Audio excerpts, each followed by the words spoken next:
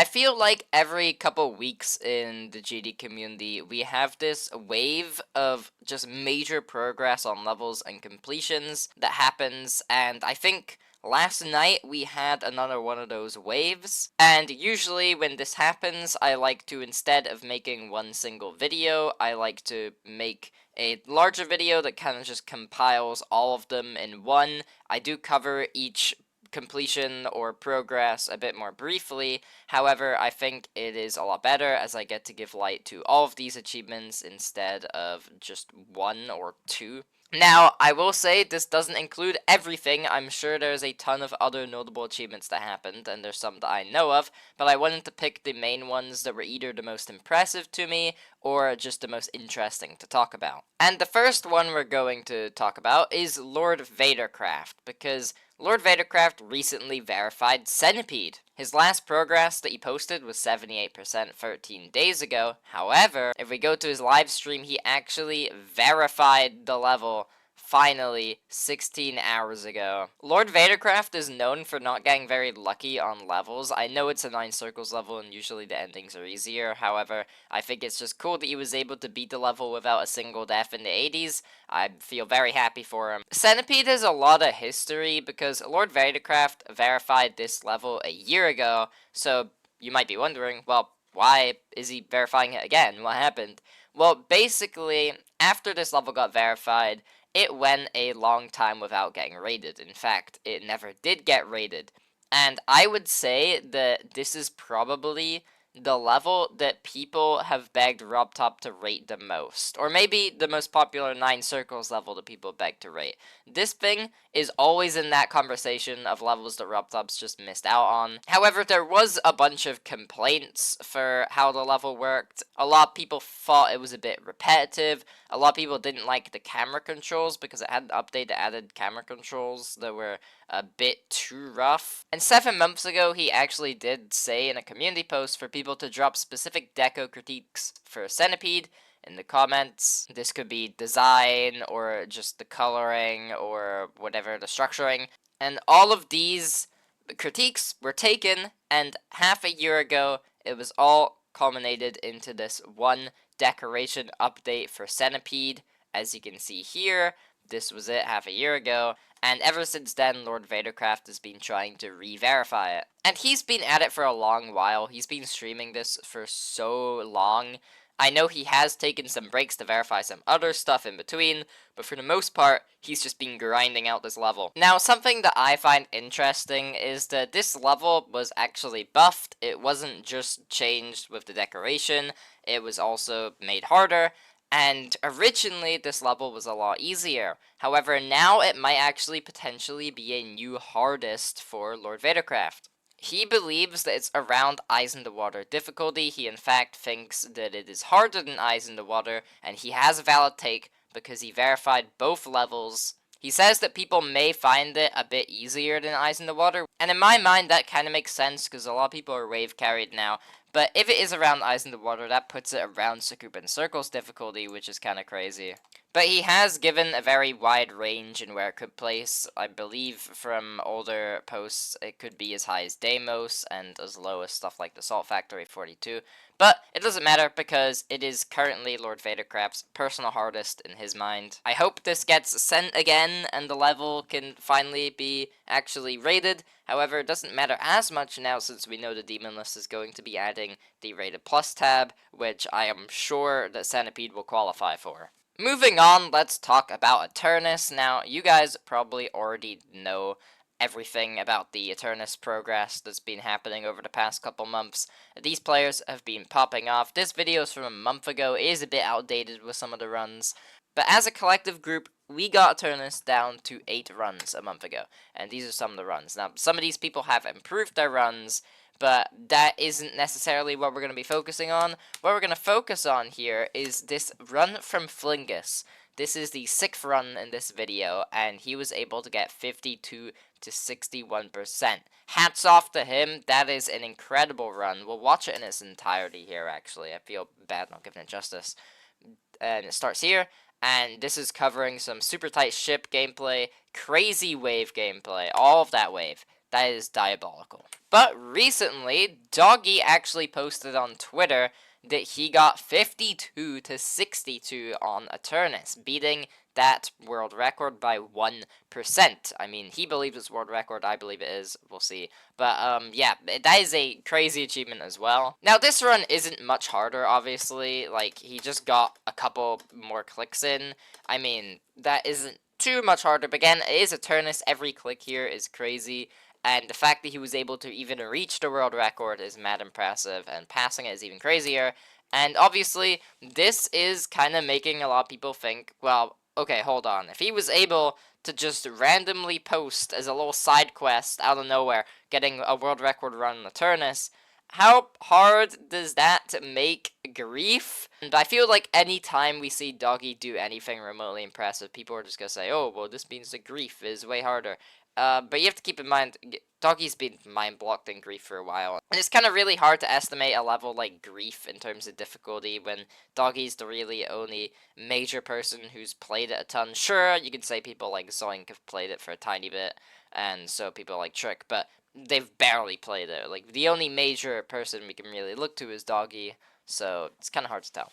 And yeah, who could have guessed? Every single tweet here is from Grief. Like, they're all talking about Grief. No one is saying anything. There's a bunch of get back on Griefs, which is kind of sad to see. And there was a frame window counter released by this guy who is very popular for showing how tight every individual click is. And there is so many hard clicks in this run. Like, 13 6 frames and 12 3 frames is... It's crazy that it's reached that number while still having 1 frame and 2 frame clicks. But Doggy isn't the only person who's posting his progress on levels on Twitter right now, because as you know, we talked about Mrek recently. He is the #1 Osu player and has been for years. We talked about how crazy his recent achievements are on Tidal Wave, as he got it in 2 runs recently, and he's just been absolutely demolishing this level despite only beating a couple of extremes.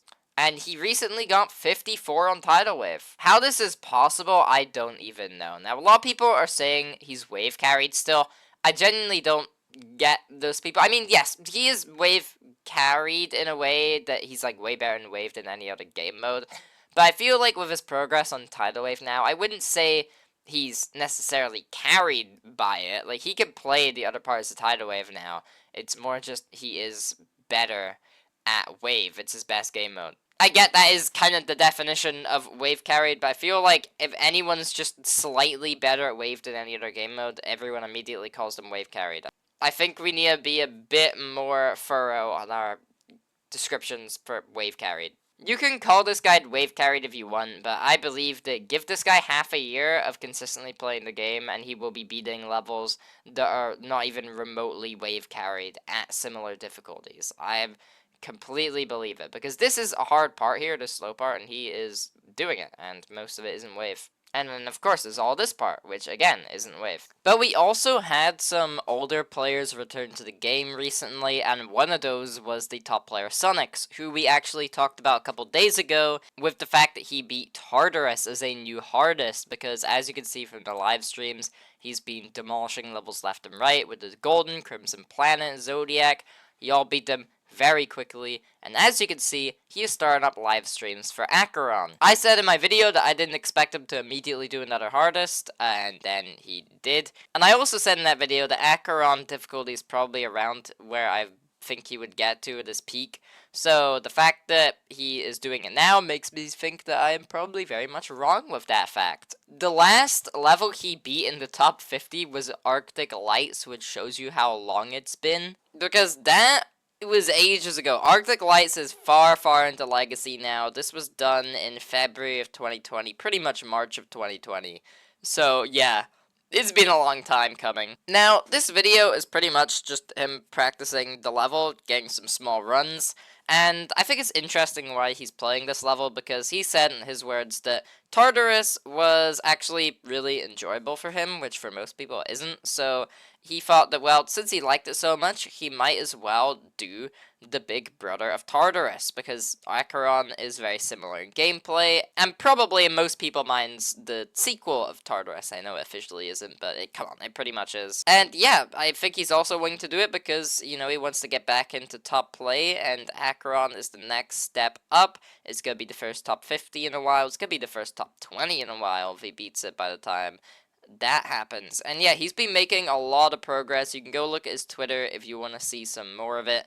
And yeah, good luck to Sunix for beating Acheron. We also had some insane mobile achievements happen, and the main one that I'm going to talk about, I know other ones happened, but the one I want to highlight is the fact that yesterday we saw Sakupin Circles nearly get beat on mobile. Now, yes, it is 120 hertz refresh rate on mobile, which means the main mobile list that a lot of people use, it won't show up there because they only count 60 hertz.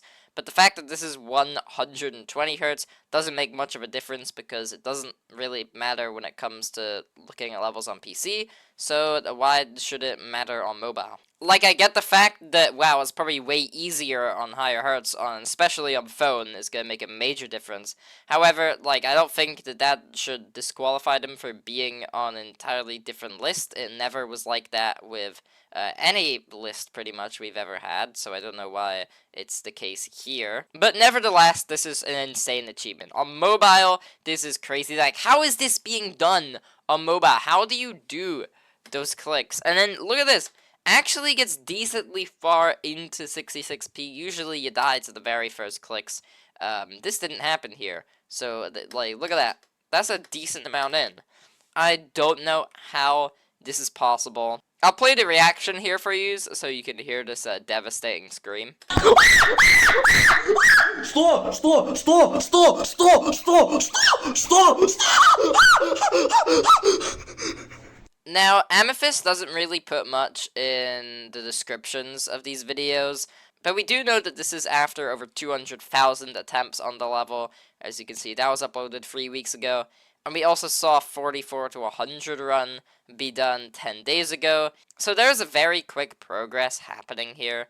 There was also a 77 to 100 run on Andromeda 2 weeks ago. That's also crazy. But we're mainly focusing on Sakupin Circles here. So I wish Amethyst good luck on getting this completion out. And lastly, we need to talk about Nullscapes because, as you might know, Nullscapes received its 6th victor in the form of Cryostas. This is also the hardest achievement ever done in France, so that's a very nice achievement to have, because France is a very competitive country when it comes to GD. This was a jump from Slaughterhouse, and look at these deaths. This is so many list percent deaths. Imagine dying 9 times to a click that's in list percent. I feel bad for this person. And also 82 times 3 and 87. Yeah. This was after 130,000 attempts. And again, I say this a lot for attempts in this range, but honestly, for a new hardest, there's a jump from Slaughterhouse, and it's a level that is the 6th hardest level in the game. 130k is not that bad. That is actually pretty low in comparison to some other people who play these difficulty of levels. Something that I find pretty interesting is that if we go on to Nullscapes here, we can see that the record was already accepted.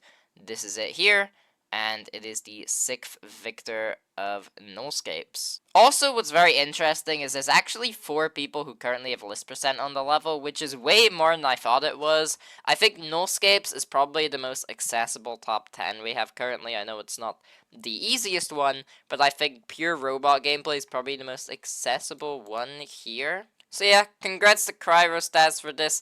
Also, I just want to point out, there was a 9 to 100 run done on this level by Cryostas, which is kind of funny.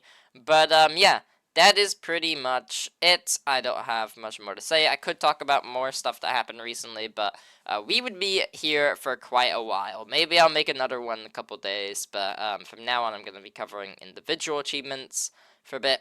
But this was fun to do. I enjoyed highlighting all these in just this one video. If you haven't seen my community post, there was a video I made yesterday, but it got unlisted by me because I just think that it had a lot of inaccuracies in it. And while I do believe in everything I said there, like all my points I agree with, I think that I just had too many inaccuracies in it from the stuff I was stating and some of the info I had on the level. That I just didn't feel comfortable still having that on my channel because it's a news channel. I feel like I should be reporting on truthful info. So yeah, I took it down. You can still watch it. The link's in my Discord server, but it will not be public. It will be unlisted. Don't much more to say now, but thanks for watching and peace.